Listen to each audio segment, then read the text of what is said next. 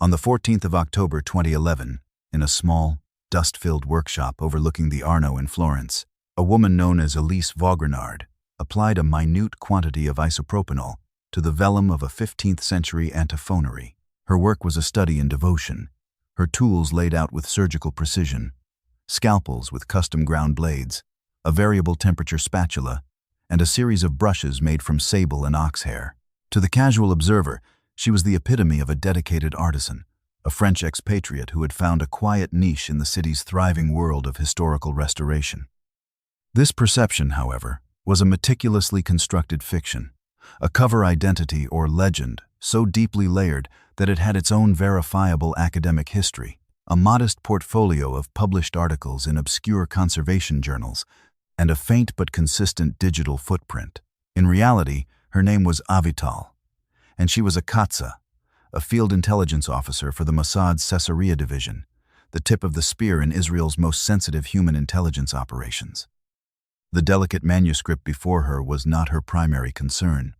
Her focus was on a reflection in the aged, warped glass of a framed print on the opposite wall, a reflection that gave her a distorted but usable view of the Piazza Damocles below, where for the past 17 months she had been hunting for a ghost. The problem that had necessitated Avital's deployment was a man known only as the quartermaster, a figure of almost mythical elusiveness who functioned as the logistical and financial linchpin for a constellation of Salafi jihadist groups operating across Europe and the Levant. He was not a frontline commander or a charismatic ideologue. He was something far more dangerous, a supremely competent administrator of terror. Intelligence assessments, pieced together from interrogations of captured militants and fragmented signals, intelligence painted a portrait of a logistical genius who could procure and move anything, from weapons-grade explosives and forged travel documents to untraceable funds and clean communication devices, across international borders with an efficiency that baffled Western security services. The strategic stakes were immense. The quartermaster was the central node in a decentralized network, the enabler who transformed radical ideology into operational capability. His removal, or more importantly, the comprehensive mapping of his network, had become a paramount objective for the Israeli intelligence community. After a 2009 bombing plot in Sofia was traced back to a logistical chain that bore his signature tradecraft.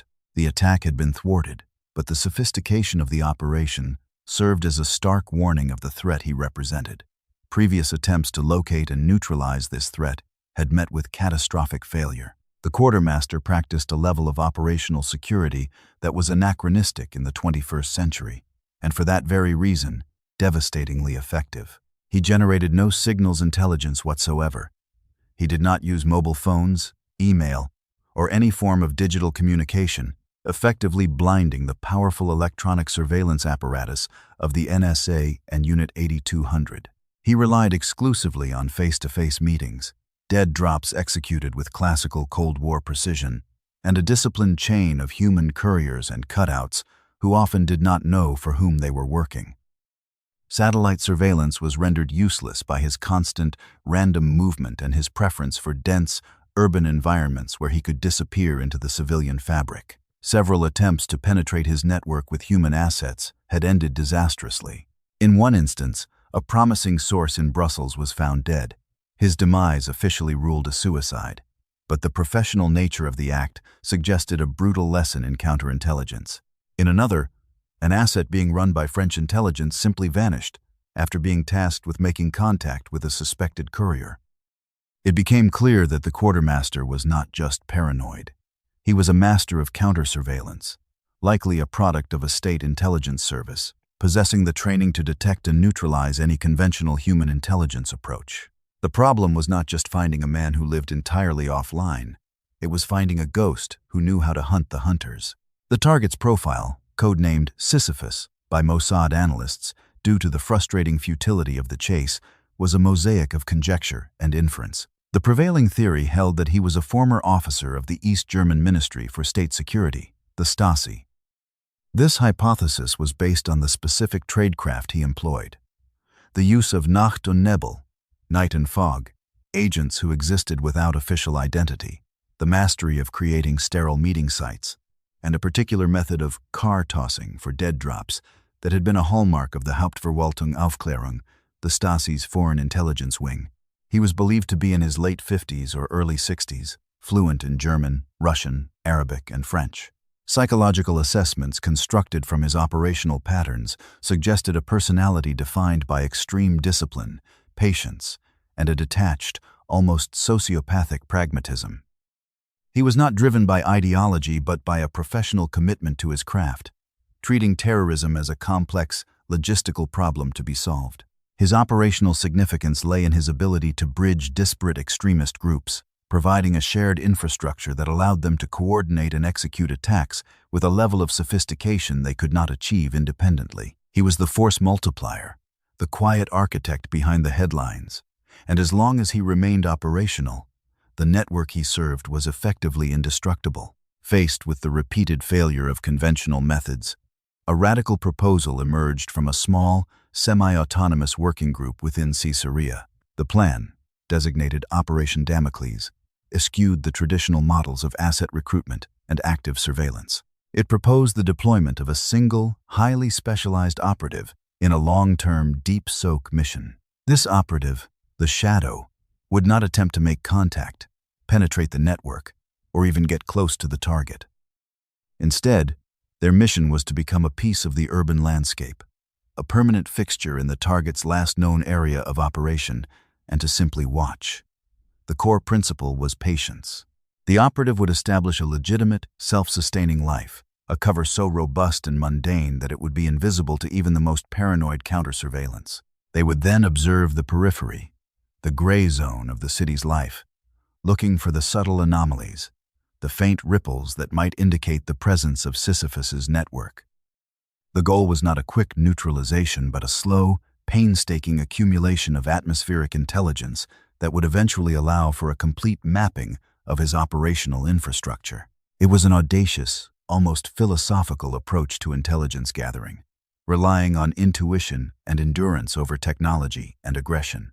The obstacles to Operation Damocles were formidable, cataloged in a risk assessment annex that was nearly as long as the operational proposal itself.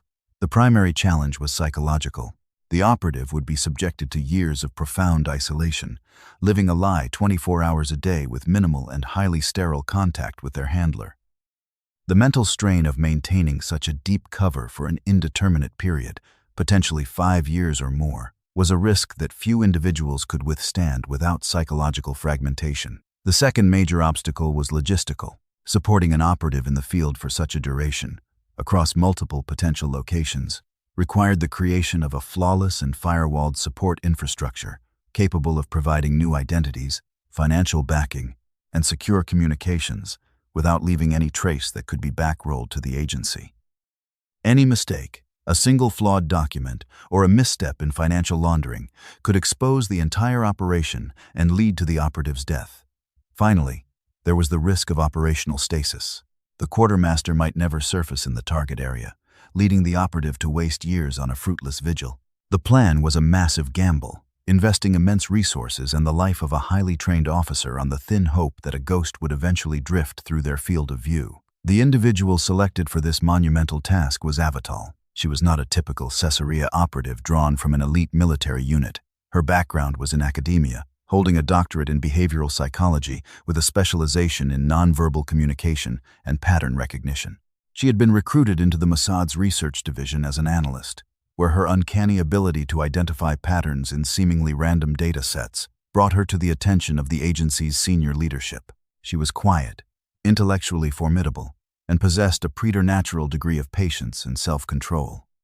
Her psychological profile indicated an exceptionally high tolerance for solitude and a low need for external validation, traits deemed essential for the Deep Soak mission. Her training was tailored specifically for Operation Damocles. She spent 2 years in a dedicated facility, where she did not just learn tradecraft, but inhabited it. She mastered the art of creating and maintaining a legend, learning to think, feel, and even dream in her cover persona.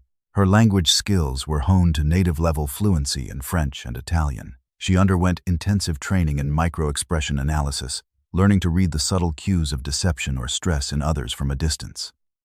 She was also trained in the art of being forgettable, a concept the trainers called achieving drabness, which involved modulating her posture, gait, and manner of dress to ensure she never drew a second glance. Finally, she was subjected to brutal psychological conditioning, including prolonged periods of sensory deprivation and simulated interrogations, designed to fortify her mind against the crushing weight of the isolation that awaited her. The construction of her primary legend, Elise Vaugrenard, was an operation in itself, a masterpiece of bureaucratic and digital fabrication. Mossad's Tzomet division, responsible for recruitment and running assets, worked with a specialized unit to build Elise's life from the ground up. They created a birth certificate in a small parish in Lyon, France, which had suffered a records fire in the 1980s, providing a plausible reason for any documentary inconsistencies. They fabricated university transcripts from the Sorbonne, complete with a convincing master's thesis on Carolingian illumination techniques, which was physically planted in the university's archives.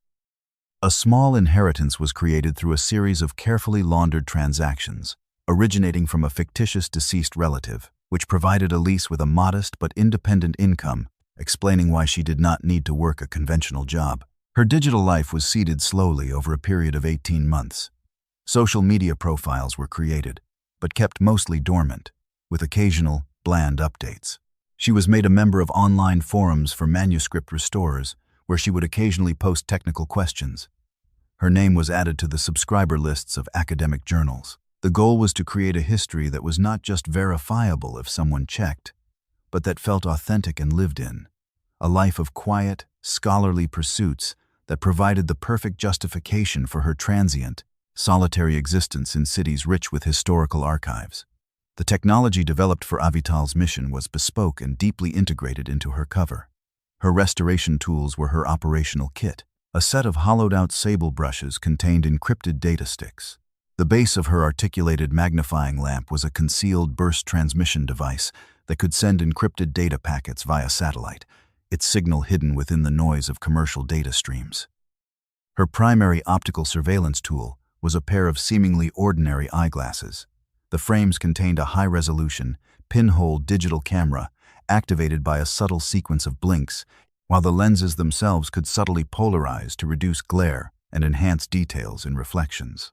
For audio surveillance, she was equipped with a device disguised as a vintage fountain pen, its nib containing a directional microphone capable of capturing conversations from several meters away.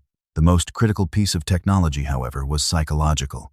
Before deployment, she underwent a series of intensive sessions using a proprietary mnemonic system, training her memory to eidetic levels. This allowed her to absorb vast amounts of visual information faces in a crowd, license plate numbers, patterns of movement, and store them for later analysis without having to rely on her technical equipment, minimizing her operational signature and the risk of being caught with incriminating devices. Her primary weapon was not a firearm, but her own mind, honed into a perfect instrument of passive intelligence collection. In the late spring of 2010, Elise Vaugrenard arrived in Florence. Her insertion was deliberately mundane. She arrived by train, rented a modest apartment in the Oltrarno district, and began the slow, methodical process of embedding herself in the city's life. She spent her days in the Laurentian Library or the archives of the Uffizi, ostensibly researching for a monograph on Florentine bookbinding. She established a routine, visiting the same cafe for her morning espresso, buying her produce from the same stall in the Mercato di Sant'Ambrogio, and taking a walk along the Arno every evening at precisely the same time. This routine was her shield. Its predictability made her a part of the city's normal rhythm, allowing her to observe the deviations from that rhythm. She never looked for her target directly. Instead, she watched the ecosystem. She profiled the city's underworld figures, the fixers, the document forgers, the money launderers who operated from small currency exchanges. Her handler, a veteran Katsa named Gad, communicated with her once every 2 weeks. The messages were hidden in the metadata of digital images of manuscripts sent to her by a front company posing as a potential client.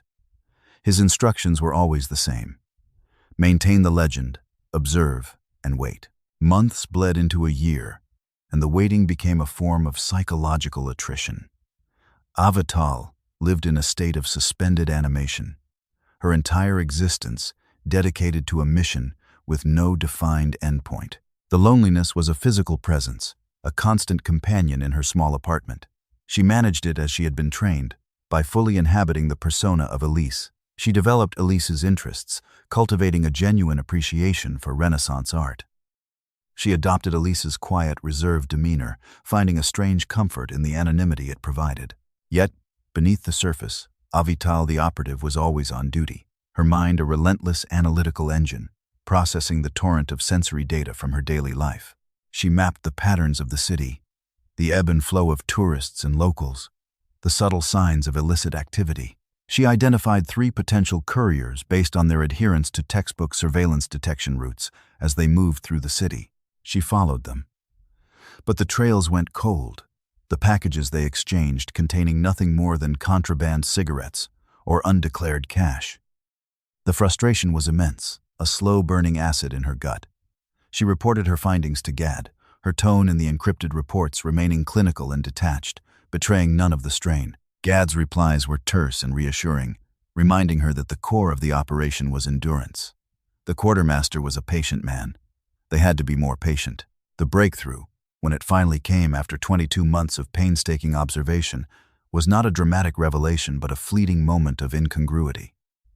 It was a cold Tuesday in January 2012.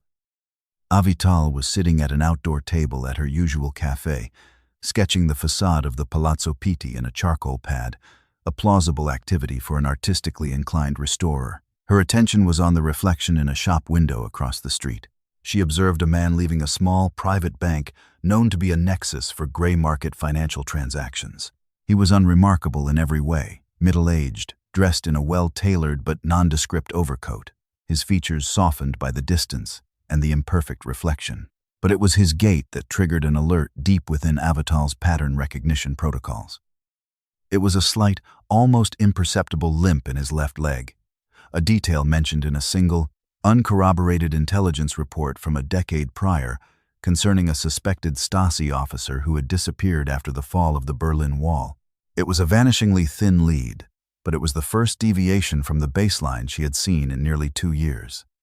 She did not react. She finished her sketch, paid for her coffee, and walked back to her apartment. Only then, in the sterile security of her workshop, did she activate the camera in her eyeglasses and capture a high-resolution image of the man from her eidetic memory, cross-referencing the facial structure against the outdated photographs in the Sisyphus file. The facial recognition software returned a match probability of only 43%. But to Avital, who had spent years studying the target's psychological profile, the man's aura of disciplined anonymity, his controlled, purposeful movements, felt right. She sent the image to Gad with a single coded phrase, possible inquiry. The response from Tel Aviv was cautious.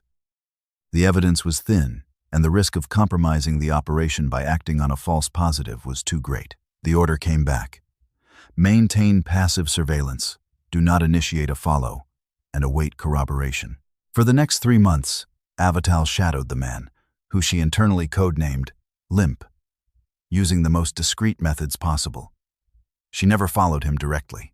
Instead, she predicted his movements based on the initial pattern she had observed, placing herself ahead of him along his likely routes.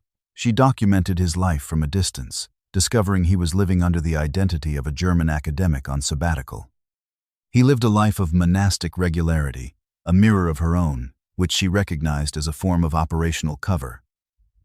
The corroborating evidence came in the form of a brush pass. From a high vantage point, she observed Limp walking through the Boboli Gardens. For a fraction of a second, his path intersected with that of another man, a known Chechen separatist she had previously profiled. There was no visible exchange, but the precise, synchronized choreography of their movements was unmistakable to her trained eye. It was a classic, professional exchange.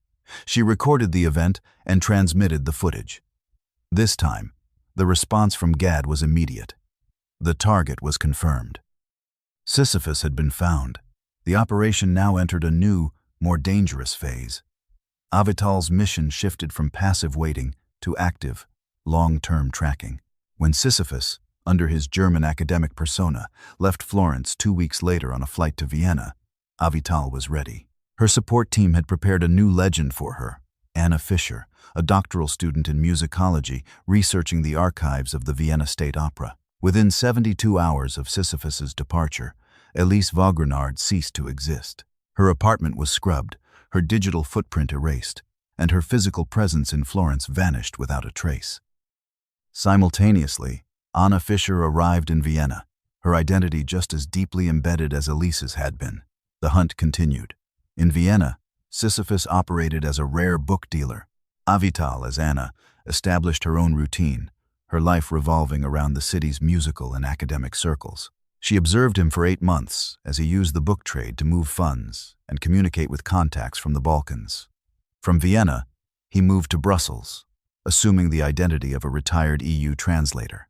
Avital followed, transforming into Chloé Dubois, a freelance graphic designer. In Brussels, the target's activities grew more intense, and Avital's surveillance became a high-wire act of managing risk.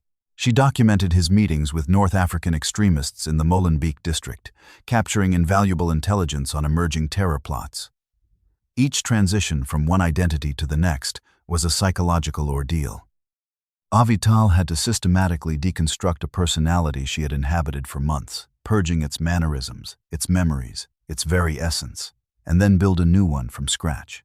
The strain was immense, a process of controlled schizophrenia that threatened to erode her core identity. Her only anchor was the mission, the clinical, dispassionate objective that guided her through the fog of multiple lives.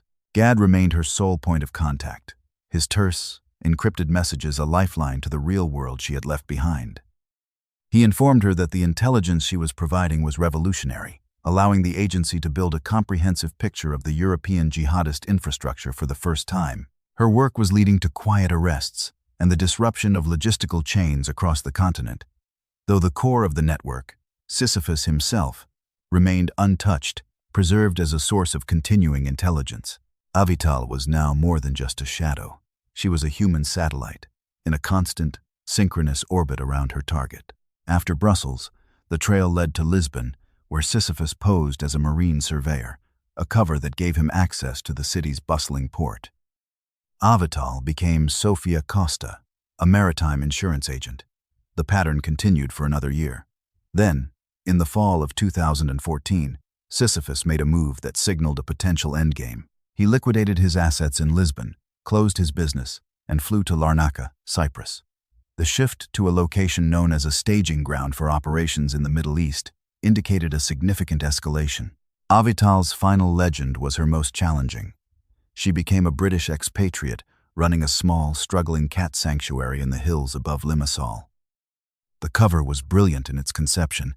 It provided a plausible reason for her isolated rural location, and her daily routine of feeding stray cat colonies gave her unparalleled freedom of movement through the countryside without arousing suspicion. It was in Cyprus that the years of patient observation finally converged on the operation's ultimate objective.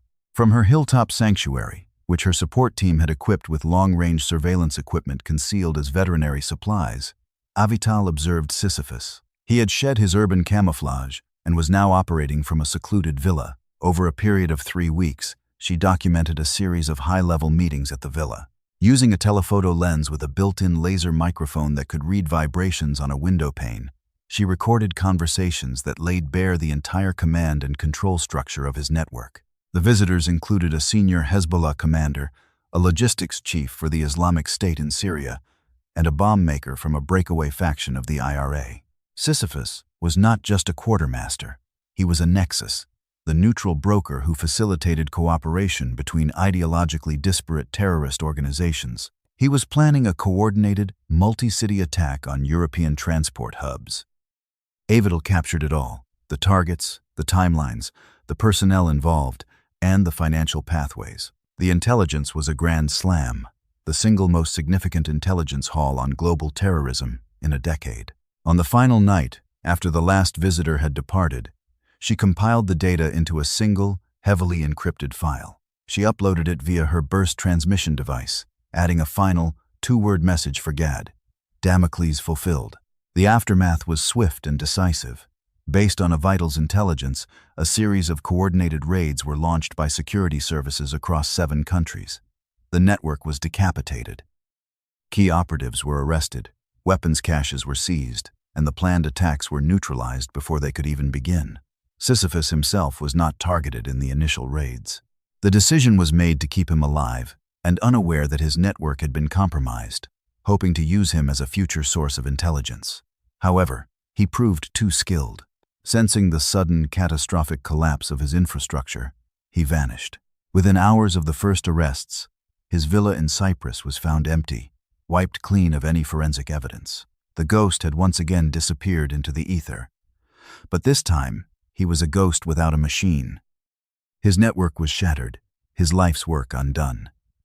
Avital's extraction was as quiet as her insertion. She followed a pre-planned escape protocol, abandoning the cat sanctuary and traveling overland to the north of the island. She shed her final identity, destroying all documentation and equipment. At a sterile rendezvous point on a deserted beach, she was picked up by a small naval vessel and taken back to Israel. The debriefing process lasted for 6 months. She spent every day in a secure facility with a team of analysts and psychologists, systematically downloading the vast repository of information stored in her memory. She recounted every observation, every conversation, every nuance she had witnessed over the past 5 years. Her contribution was monumental, reshaping the West's understanding of modern terrorist logistics. The operation was hailed within the intelligence community as a landmark success, a testament to the power of patient, human-centric intelligence in a technology-obsessed age. But the cost of that success was borne by Avital alone. The years spent living as other people had fundamentally altered her. She had successfully compartmentalized her emotions and identity for the duration of the mission, but upon her return, she found it impossible to reintegrate the fractured pieces of her psyche. The personas of Elise, Anna, Chloe, and Sophia were not just masks she had worn, they were lives she had lived, with their own routines, memories, and emotional landscapes. She found herself unable to connect with people, her mind perpetually analyzing them for threats, her eyes instinctively scanning rooms for exits and surveillance points. Normal life felt alien, its rhythms chaotic and meaningless compared to the disciplined, purposeful existence of the mission. She had become the ultimate observer, a ghost in her own life, forever detached from the world she had fought to protect. The Mossad provided her with the best psychological care available, a new identity, and a generous pension. She lived a quiet life in a coastal town, but she was never truly free. The shadow she had been sent to cast had ended up falling upon herself, a permanent twilight from which there was no escape. The woman who had been Avital was gone, consumed by the very legend that had been her greatest weapon. Is the complete erosion of an individual's identity a justifiable price for national security? Can a state, in the act of protecting its citizens, ethically demand a sacrifice that is not of life, but of the self? Share your thoughts in the comments below. If you found this story compelling, please give this video a like and subscribe to our channel.